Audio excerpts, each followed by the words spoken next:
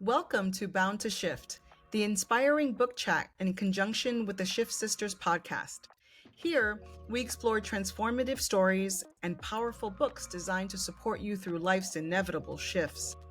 Whether you're navigating change, seeking growth, or looking for fresh perspectives, our curated selections are crafted to inspire development and ignite your inner strength. Join us as we dive into heartfelt conversations, meaningful insights, and practical tools to help you embrace change with courage and confidence.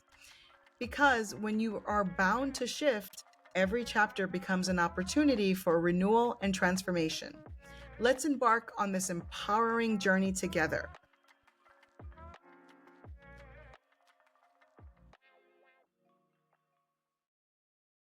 All right, welcome Shifties and welcome my soul sister Jennifer. How's it going today, my friend? Pretty fantastic. How about you? Well, I'm super excited because we are excited here to share a new addition to our Shift Sisters podcast, which is our Bound to Shift book chat. And I'm just so thrilled to get this going with you, Jen. There's just, as we both are avid readers. We both enjoy reading. We love to do it to help us elevate ourselves, to level up, and just to learn. And this has just been such an exciting addition to our podcast because there's just so many wonderful books out there. And I think that our goal is to help share that with our audience, our shifties, and to also just continue for our own personal growth and journey. So I'm excited to share a little bit about it. And right now, what we're doing is we're focusing on a very special book. So, over the course of my years and kind of working through grief and things, I had a really close friend by the name of Jennifer Cormier. She introduced a wonderful book that I would love to explore with you. And I had shared it with my soul sister, Jen, here for a Christmas gift. And I said to Jen, I said, this has been such a special book to me. And I want to share it with you. And I want us to read it in the way it was intended to be read, which is a year-long walk. So, can you imagine reading one book for a full year? Um, so right now, we wanted to take this opportunity to share it with all of our shifties because there's so much wisdom in this book. There's so many stories, messages, so many things that Jen and I have taken on our journeys that we wanted to share with you. Jen, how are you feeling about kind of launching this new objective? I'm fabulous. Am I allowed to mention what book it is? Absolutely. Oh, okay. I'm like, are we keeping it as a big reveal? I don't know. It's the 13 Original Clan Mothers by Jamie Sams. And I am incredibly excited because, and I don't know if you want me to share this or not, but here we go. Do it. I read, yes, but right, I do a lot of audiobooks too because remember I'm like meditation and motion and I always have to be moving. Yes. And so yes, I do read physical books, but I also do a lot of audiobooks as well too.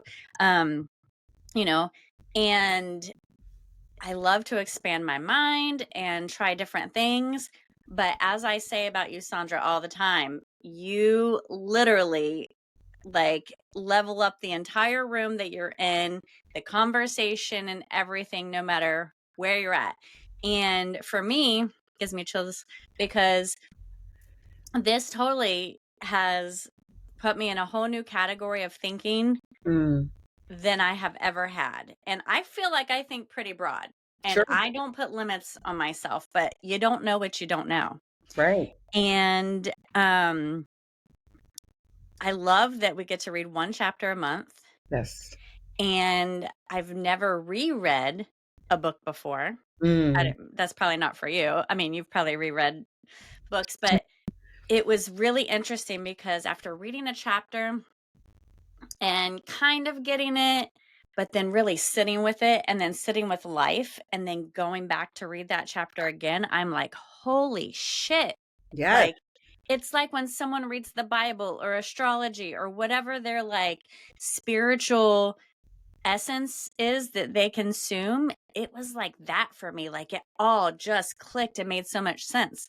But I'm not going to lie, for someone that maybe isn't into the whole like nature, spiritual, woo woo anything, or like poetry or reading something super deep and thought provoking, in the preface of this book, you may want to throw up. You from overwhelm, because you're going to be like, what Sure. the freak is this lady talking about? But I'm telling you, do not let that part overwhelm you.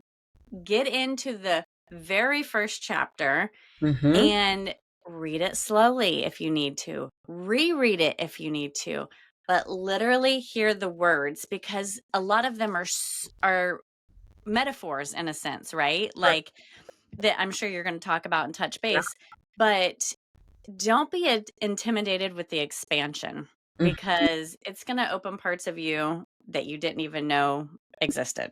Absolutely. It is definitely one of the books that I will have for a lifetime. It's a Oh book yeah. that I'm going to continue to come back to when I just need a little bit of guidance and Hmm. centering. Hmm. And I have held it close to the chest, not knowing if there would be that acceptance of this book from, people in my circle Mm, or friends. And when it's I was true. thinking about Christmas gifts and things, I said to myself, I really would love to read this with Jennifer and really get her feel about it and share the wisdoms there. And as you know, I love doing things in community. Hmm. So reading a book together with someone that's sacred to me and also who is on a similar path and journey has just been such a special gift. So this book has so much meaning to me, and I'm hoping that it reaches some of our shifties as well. I hope so. I'm excited. I want to see how and if it helps others grow. Like if they connect with it like we do. But one of the things I thought is so cool is like when you join a book club, Mhm. first of all, join one that talks about the book. Amen to that, sister. Ask Sandra. Yes. There's such a thing. But um it's like you get to understand it because of other people's perspective, that you things that you didn't even see and it didn't click, but just hearing the way they talk about it, and then you're like, oh my god, I never seen that. So I just love it. I love this experience. I'm so grateful that you chose me to gift this for Christmas, and it's been a year-long journey of what we get to do around every full moon, which is also a thing I love. So Yeah. I'm so excited to be here. Thank you. Awesome. Awesome. Well, before we dive into the first chapter, I do want to just share a couple of things about Bound to Shift. So, with this, we will have book selections. So, Mm. during our regular podcast, we do have resources of books, and those will help support some of those very specific topics that we're discussing. But with Bound to Shift, it's going to be a book that's going to just help us in general, to help us Mm. level up and learn and evolve. For this first year, it will be just the 13 original clan mothers, but we have other selections that we're going to share during this journey of Bound to Shift. We're also going to have, which is really important to me, and the accompanying journal prompts. So, journal prompts are a big part of digesting the material. Sometimes, as Jen was saying, you have to sit with things and process things. Sometimes it's alone and it's quiet, and sometimes it's getting it out on paper. So, we will be providing journal prompts. We will be providing those opportunities to go a little deeper and to really to embrace all of the wisdom that's coming from the books and the chapters that we will be reading. And so right now what we're going to do is kick off this book. So as Jen mentioned, the 13 Original Clan Mothers by Jamie Sams is the book that we're going to dive into. And as I said, I really want our readers to take their time with it. Don't feel like you have to sit down and rush read this. I am the fast-paced New York, energy, and Jen also has a lot of energy as well. And something that I have learned from the beginning about this book is slow down, slow down, slow down. So what I am encouraging all of our readers is to take that time and slow down and really take the month to reflect on each of the clan mothers that will be presented to us. So wonderful. So we're going to get started. Now, there's 13 clan mothers. There are 12, one for each of the months, and then there is a 13th clan mother that kind of brings it all together. So each clan mother has a title, has a color, and they're corresponding with a particular moon cycle. So for this particular first month, we're going to start with January's moon, so our first moon cycle. And this clan mother is called Talks with Relations. Now, something that's really special and unique about each clan mother is that they are associated with a color. So I invite you, shifties and listeners and readers, to really embrace when we are together and sharing about the clan mother and relishing in that color. As you know, color is a very important thing to me. It changes your mood. It puts you in a particular space. And this particular clan mother is orange. And orange is not a big presenter in my wardrobe, but it's also giving me the inspiration to bring that into my wardrobe. And I know, Jen, you were speaking about that too. Yeah, I'm a big thrifter, and I know with Sandra in my life, if I don't have something of every single color in my wardrobe, I'm gonna be out of luck because she's gonna request a certain color on a certain day for an event, and I need to rise to the occasion. And so, yes, I love thrifting. So it gives me this new scavenger hunt, if you will. But it's fun too because when we read this, what I don't know if I shared with you is whatever color you or is incorporated into the book of that clan mother, I like to try to incorporate at least a couple times throughout the month. Yes. Mm-hmm. Yes, yes. And that could be, it doesn't also have to be your outfit. It could be, Mm-mm.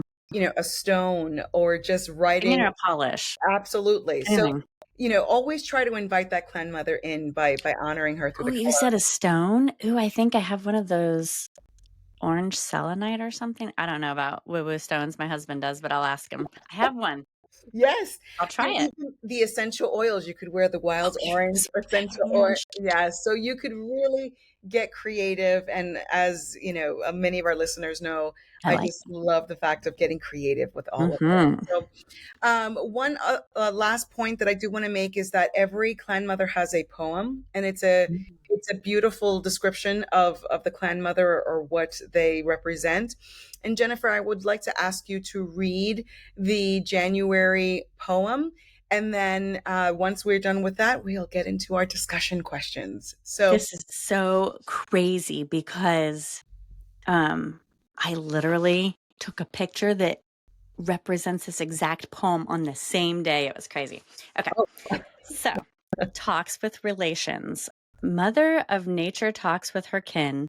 Stone person, wildflower, and wolf are her friend. Weaving the rhythms of the seasons, she rides the winds of change, opening her heart with gladness and shelter from hunger and pain.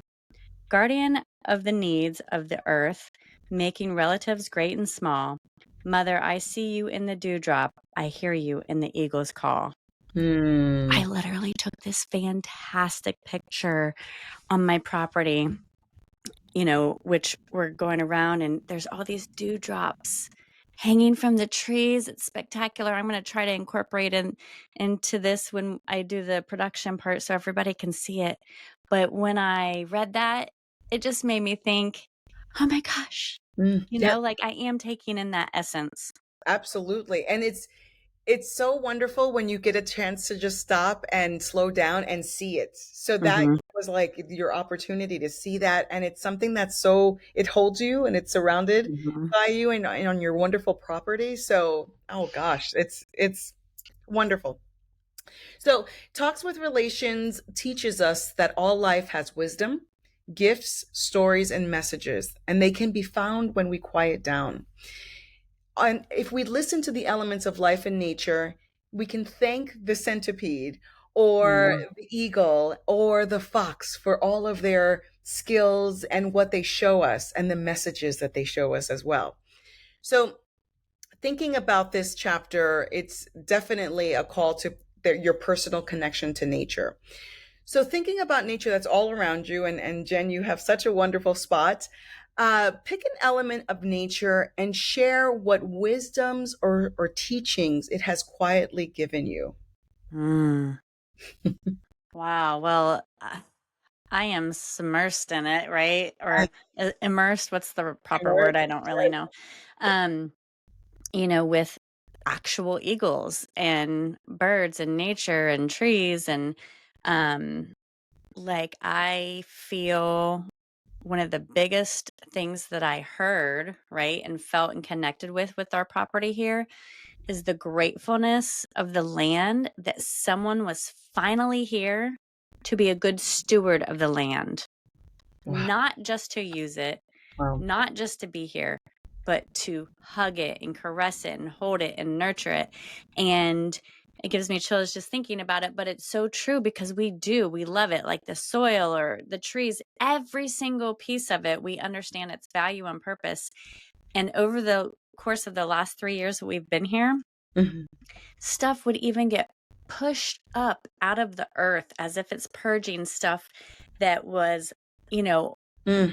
like waste that other people had left or buried or whatever. I mean, huge cement seats, even Wow. things you wouldn't even think of, but a ton of just waste and it would push up through the ground. And every time I would clean it up, I would envision me cleaning up like my child's wound, right? Like, you don't need this anymore. I got the splinter out. Mm. So, Oh, that's so it gave me chills because of the love and care that you've given back to Mother Earth and all the things that it's such a cycle, right? It's we take from the land and we use the land, and here you are uh, giving it the love that a mother would give to their child. So mhm, really beautiful. Um, for me, this city girl, it has been so interesting being Jen's friend. I've always, I like to always joke around about it. It's like, okay, I need the jeweled encrusted mud boots to go out to her property and hang out with the ducks and things. But it's really giving me the opportunity to, I feel like I'm starting a new relationship with nature. mm, And I live here in Texas, and we see cardinals and blue jays, and mhm, that's a far cry from the pigeons in New York City, right? So I sit mhm, back and I say to myself, Cardinal, who are you? mhm, And visiting me, like what is it what is the message that you want to share?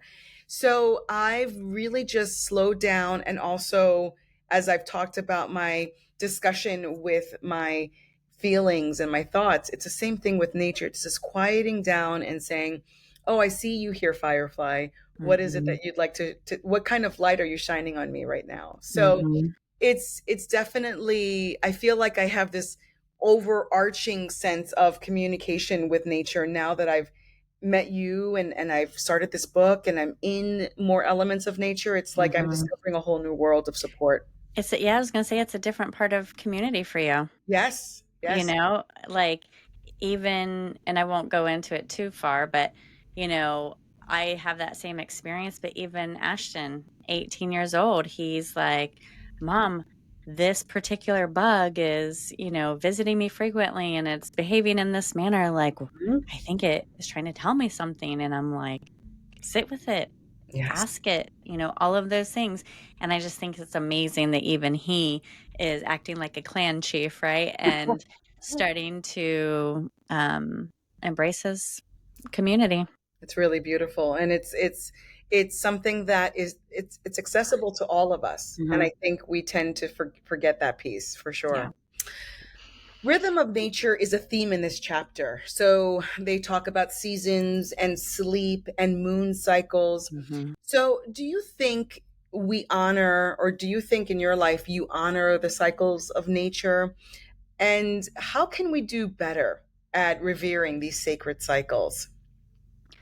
I can tell you that I previously did not, I think, align with the cycles of the seasons, and um would try to push things, right, on my own timing and my own agenda in a sense. Mhm. And then I would get frustrated or I would be upset that things weren't working out the way I wanted them to. And why could it work for other people and not me? Blah, blah, blah. But I'm never considering the cyclical process of everything. Like, it might work for them, but did you notice the timing and the cycle and the rhythm that they're you know, vibing with. And it took me a little while to get that. It's just like a musician, right? You're Right. learning to play the music, but or a piano or whatever, and you're trying to do it with other people, and you have to get into that flow. Um, Instead of being discouraged that I was off rhythm, Mhm. I was like, well, how are they on there? Let me watch and learn so that I can jump in. Or what is that? Double Dutch, Yes. you know, Oh, yes. right? Yes. You have to follow, Yes. watch, and then jump in, because you have to feel it and see it all before you get into it. And so, yeah, I don't know if that answered the question, but No, for sure.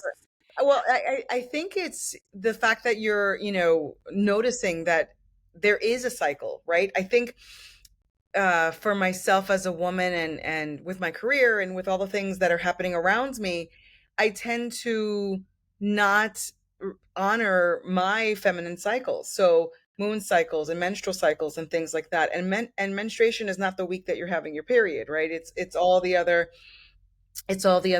weeks as well. And there are times where I need to have more rest, or there are times where I have more energy. And I think we're in this kind of push through society, like just push through the tired and push through the emotion and all of that. And I think that at this point with this book, and we're going to go deeper into it, taking a moment back and really observing those cycles, as you said, and knowing when to jump into that double dutch rhythm is really important. And use the word flow, because there's no obstruction. Things can flow if you follow your cycles. So when talks with relations is given her human form, so she transitions from being this clan mother to the human form, she experiences frustration and exhaustion. Blue Jay comes and accompanies her and tells her, essentially very direct, tells her the truth. And she was frustrated and she surrendered and she finally rested. Share a time with me, Jen, when you finally allowed yourself to rest. And when you did rest, what happened? um, well, it was with one of the biggest shifts that I have gone through.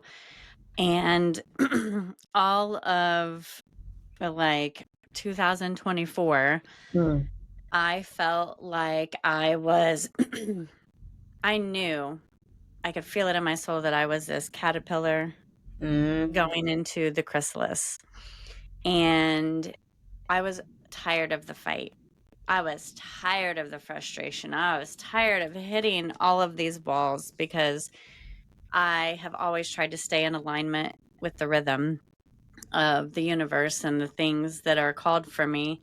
And I was beyond frustrated on a daily basis. And it was part of that surrender part, that stage 4, right? Where Yes. I am like, that's it. I personally cannot do it anymore. I Mm. have tried everything from every angle that I'm thinking humanly, but I'm not quieting down everything to get into that rhythm, to not think actively, but to feel and to know and to see and to flow with. And all last year, I just gave myself that grace of, I I have to surrender. I am so deep into the frustration that I have to let, nature take its course Mm. and Mhm. rest and give myself what I need. If I need more baths, if I need more quiet time, if I need more reading, if I need less socialization, more sunshine, more feet in the dirt, like whatever it is that I felt called to heal my body, Mhm. I just, that was my rest period. So you listened. You were really Mhm. doing that sacred listening and attending to that. And is that something that you continue to kind of work on now, or where do you feel in your journey of rest? I do. And it's interesting because I recognize things that my body has needed, or my soul, my body, everything, for decades. And I didn't even know was an option to do. And they're the smallest little things, but they've made the biggest difference. Mm. And now I'm able to even bring in Adam or Charlotte or Ashton. Things like when I can see that they're having those moments and they don't know how to have that moment of rest, like I didn't. Now I can bring them into my world and rest with them for that moment and give them those small bits that help them to carry it into their new routines, and hopefully it'll help them excel sooner. Yes, for sure. Mhm. And it's with that lesson, now you're bringing it to your family, right? That's So true. the effects of having that rest is really Mhm. truly making you a more present mom, wife, friend, all of those different things. And I think Mhm. once again, we're in this culture of just, well, you sleep when you're dead. Well, Mhm. that's not going to support you Nope. have that fulfilling life. You really need to understand that rest is essential. And Mhm. I, when I think about this question, and I know it's not in the essence of the question, but the time that I rested was when I got COVID. Mhm. I know this sounds odd, but thinking about 2020 when Michael and I both had COVID and it was the alpha strain, it was really tough. Mm.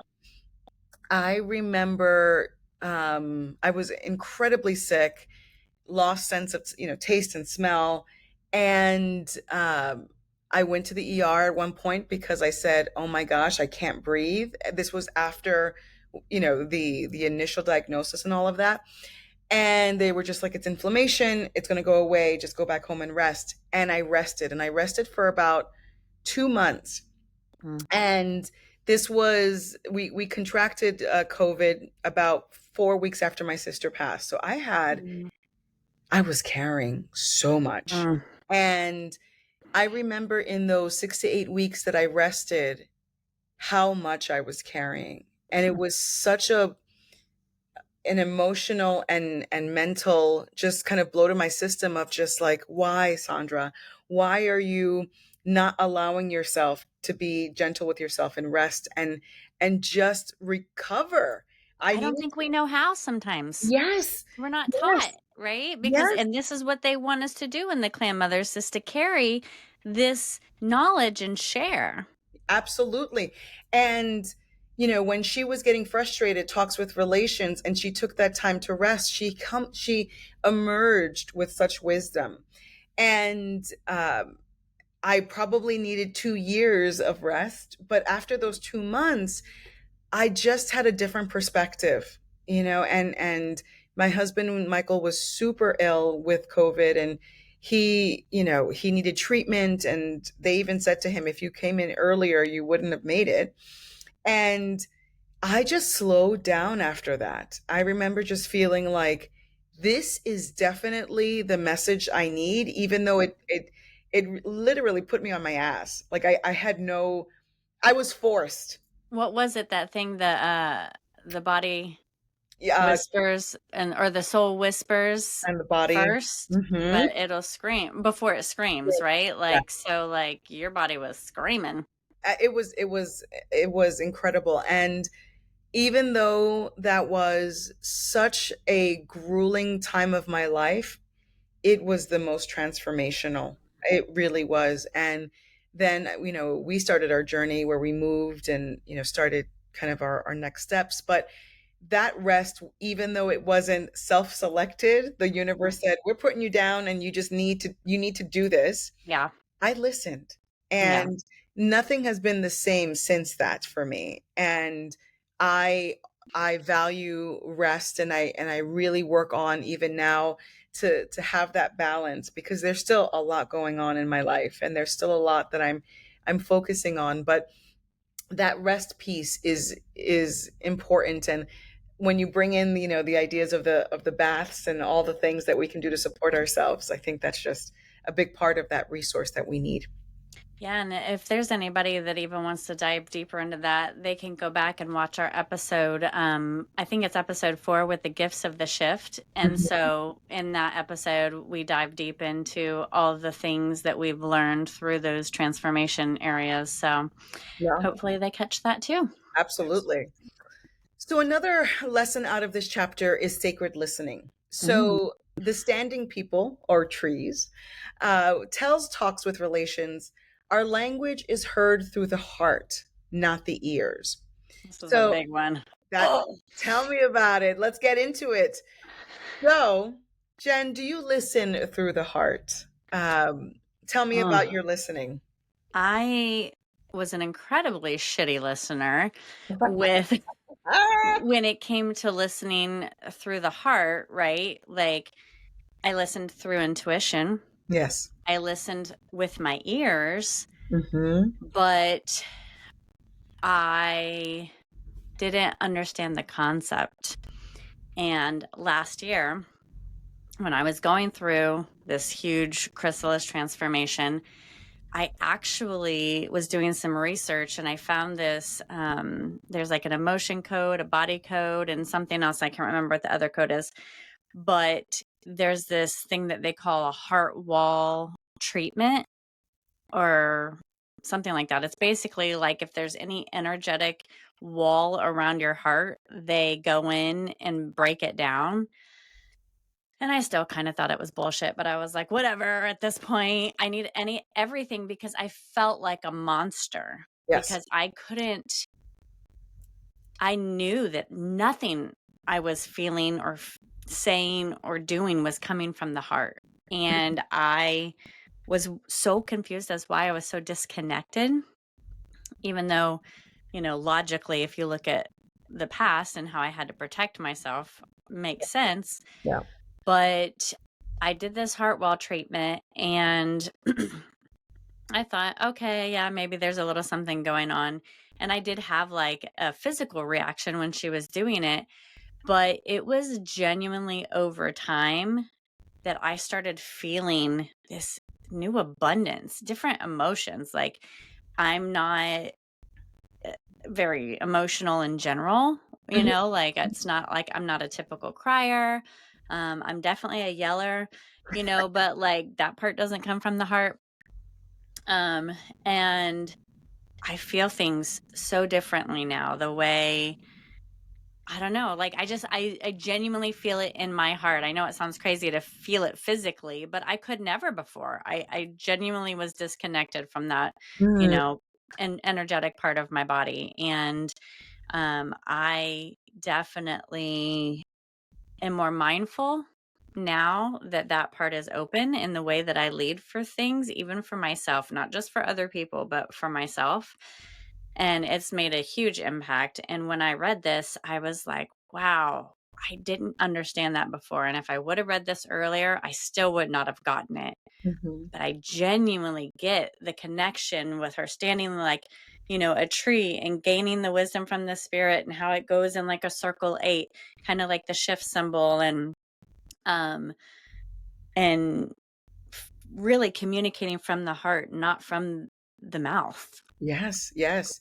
Well, it's so fascinating how the body and the spirit and the mind and all of that are related, and we're going to have talks about that and how important it is to listen to the body. And also for you, you had those walls up and Mm, you said you physically felt it in your heart, I right? did.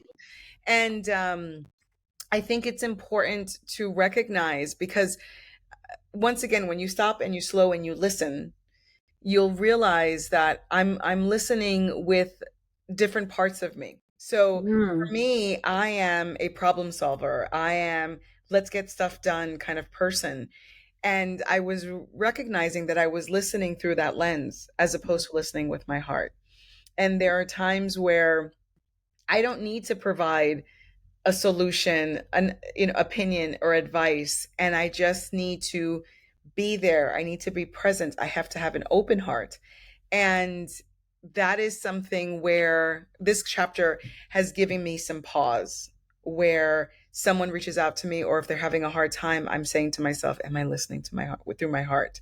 Or am I, in my head or in another part of my body yeah. that's not really providing that? So such a strong message. Um, so thinking about deep listening and listening through your heart, how does that change your perspective of life? How does that change the way you approach others? Is there anything that it impacts for you? I think I approach others less Mm. other than versus more because I'm a very passionate person. I speak passionately. I have a lot of knowledge through intuition, which sometimes maybe shouldn't be my business. I don't know. um, but I always felt the need to, communicate with people about everything, but it has given me the wisdom of kind of like what you were saying, like just give them the safe space Yeah. and you don't have to do anything else, right? Mm. And so it's helped me to be comfortable, to know it and to be comfortable in that place. Absolutely. And for me, I think it's also letting me know that listening is not about me. And Mm, it's not about how I can fix a circumstance. How can I fix a situation? What are they asking of me? If they brought it to me, then that means now it's my burden to carry and to hold. And it's not that. It is an exchange, and it is a support and an energetic vibration. I will never forget the time that I had a incredibly I was going through a really dark time, and I called a friend, and I said, I don't know what I need. And she said, I'll be right there. And she came over, and we left my apartment, and I lived across the street from a park, and we just sat on a park bench for hours saying nothing, watching the cars go by, and it was what I needed. And I didn't know I needed that, but I was just reaching out, and I just wanted a lifeline. And sometimes that energy is just enough. So I am working on, because I'm not, fully there and perfect, but I am working on just the energy piece, and just it is not about me. It is about the person that's reached out to me. Um, so talks with relations changed into human form in this chapter and experienced frustration and burnout as we shared. But through her trials and tribulations, she became wiser and more caring to support others. So she went through it, and then she emerged this whole person. So in your time in your life where you struggled, truly struggled, and you came out on the other side, do you feel like you were able to help others? Do you feel like others were able um to have some sort of advantage to that newer gen that emerged from the other side? I definitely know for a fact that others are benefiting from the new piece, and one of the things in the book they said was wisdom is camouflaged. Mhm. And in all of the ways around you, right? And Right. you just have to see it. And there's all the steps that help you, right? Like the aspen trees that have the eyes, when the branches fall off, they can see clearer through those eyes. And Mm. it made me think of, you know what? Sometimes people in your life for seasons as well, or experiences of some kind, are seasons. And when it falls away, you can see clearly what it was, Right. what it provided you, why it's gone, how it built you or healed you, or whatever the case may be. Um, and the blue jay that speaks the truth, those people in your life that will tell you the downright unfiltered nitty-gritty truth, no matter how it's delivered, like it or not. And you have to have those people in your life, right? Mhm. And all of these things, learning to surrender and to not bury your head in the sand of frustration to where you can't see these things around you. Mhm. It shows you that the wisdom's been around you the whole time.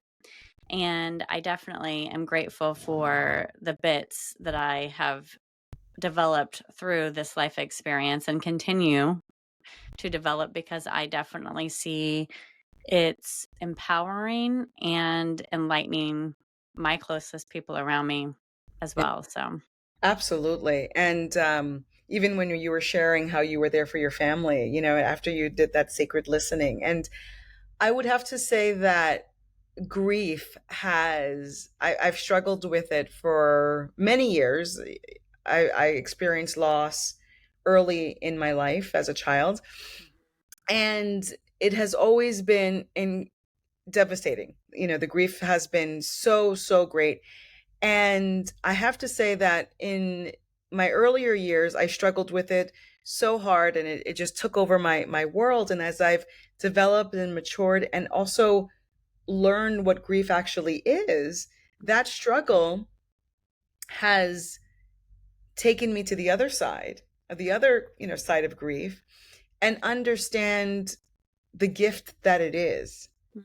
And with that gift of learning what grief is and how I navigate it, I've been able to share that with others. And my hope is, as I share my stories and the pains and the struggles that I've had, there's also wisdom in that, and there's also an abundance of love and grief.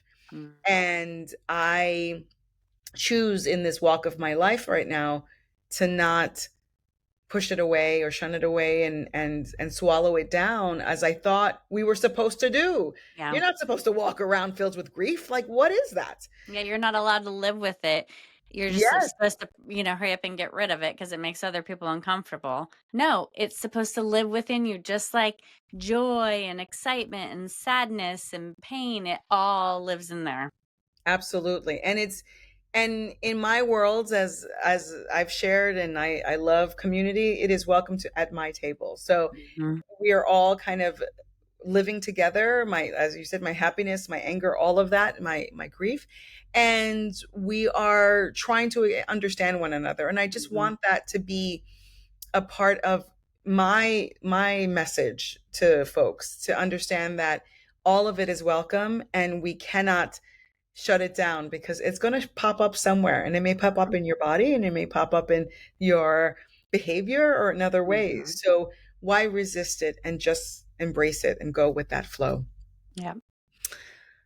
Oh, what a wonderful chapter. What a wonderful chapter. And it has really just opened my eyes. Every time I reread this chapter, I truly think about my reconnection with nature, how important it is to slow down and just to engage in that sacred listening.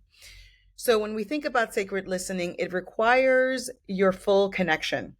This is when the message will flow and will support you. And I want to have you just think about, what are you taking into this next moon cycle? We will jump into February and into the next Clan Mother. And just thinking about this chapter and all the things that you've kind of experienced, is there anything that you'll be taking away, Jen, from this to the next moon cycle? Um, I think the communication skills, Hmm. right? Again, it's not about verbal communication, and it's not just about people. Right, Mhm. right. Yeah. And for me, I think in this next moon cycle, the big one for me in big, bold, pink letters is rest. Mhm. Rest, and what the rest will bring to me Mhm. as I honor those cycles, because there is a Mhm. cycle of productivity and there is a cycle of work. But I Mhm. definitely need to refocus on the importance of that rest and to keep that in a great balance. And I think, if I'm not mistaken, in the woo-woo world, being the original world, um, January is not meant to be a time of new year. Mm, Things are dormant in the world. It's winter, for God's sakes, people. Genuine new year isn't until March, until spring, till things start blooming. This is the part where you're supposed to rest your soul. yes, amen. Right? Like, and you think about it too, like, who the hell comes off of October, November, and December and New Year's Eve as well, and then they just feel all rejuvenated? Absolutely. Unless you're on crack, I don't think you know what I mean? Like, Yes. that you're exhausted. That needs to be your time of rest and rejuvenation, because that is the cycle Right. of the earth. That is the rhythm, and being in alignment. will literally fuel you. Mhm. It'll give you like 24 extra hours in a day because you are clear and you're healthy and you're, not tired and all of those things. So January is that time of rest. So I like that's what you're taking into this next season. Amen. Amen. So, as we close this moonlit circle, may we take and carry the Talks with Relations wisdom into the days ahead. So, let's remember that listening is not just hearing words, it's receiving truth with compassion, passion, and presence.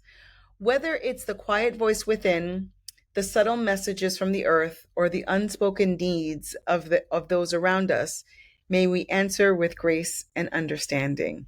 Ooh, man, that sounds like my homework because I'm like, ooh, I don't do any of that. I mean, I might sometimes, but I'm like, ooh, that compassion, Yeah, grace, and understanding. Whoo, yes, I found some opportunities right there. absolutely, absolutely. Well, Shifties, if anything on today's episode or in today's book chat spoke to you, leave us a review and tell Hmm. us what you thought about this book chat. We'd love to hear about it. Tag us using hashtag Shift Sisters Podcast on your favorite socials, Hmm. or share this book chat episode with someone who's on a similar journey or who needs it. But thank you so much for joining us and engaging in this sacred conversation. Until the next full moon, keep shifting, keep growing, and above all, keep listening.